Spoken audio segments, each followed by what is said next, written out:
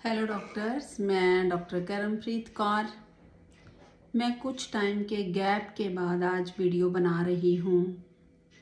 कुछ मंथ मेरे पिताजी बीमार रहे और लास्ट वीक वो अपनी संसारिक यात्रा पूरी करके परमात्मा ਦੇ ਚਰਨਾਂ ਵਿੱਚ ਜਾ ਬਿਰਾਜੇ।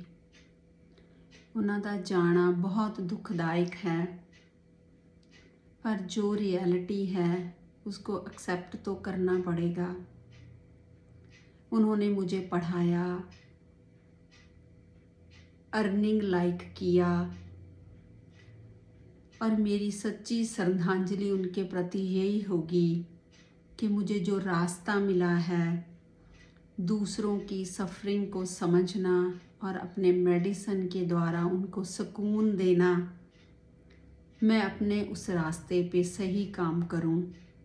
और जो न्यू डॉक्टर्स आ रहे हैं, जो न्यू बिगनर्स हैं, उनको मैं सही समझा सकूं जो मैंने समझा है अपने प्रैक्टिस के दौरान, और ताकि सभी जो सफ़र कर रहे हैं उनको सुकून मिले और जिस सिस्टम में मेरी ड्यूटी लगी है वो सिस्टम भी ईज़िली कम्प्रीहेंसिबल हो सके और मैं अपने तन और मन से इस सिस्टम में काम करूं और जो मेरे फादर चाहते थे मैं वैसा काम करूं।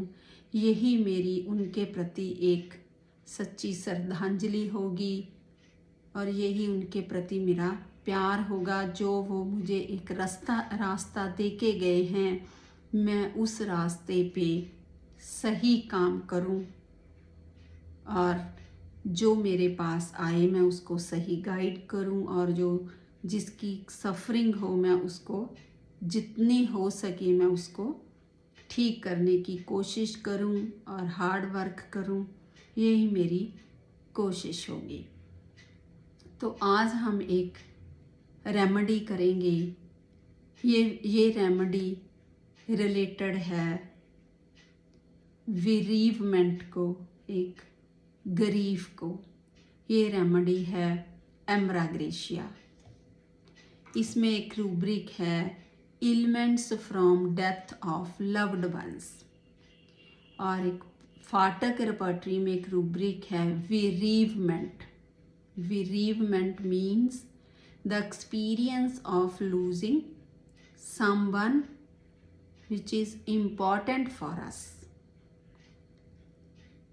और इसमें रेमेडी हैं प्लाटिना और एम्ब्राग्रेशिया।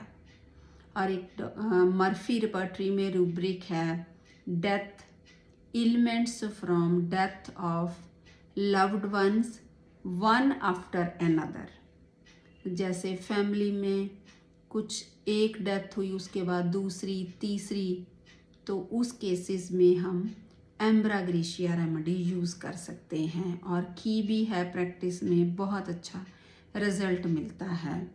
इलमेंट्स फ्रॉम अनयूजुअल एनीथिंग।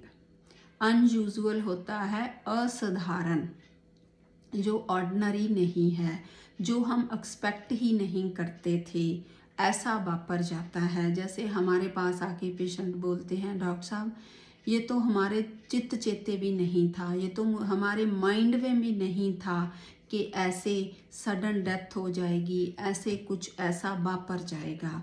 ये है इलमेंट्स फ्रॉम अनयूजुअल एनीथिंग।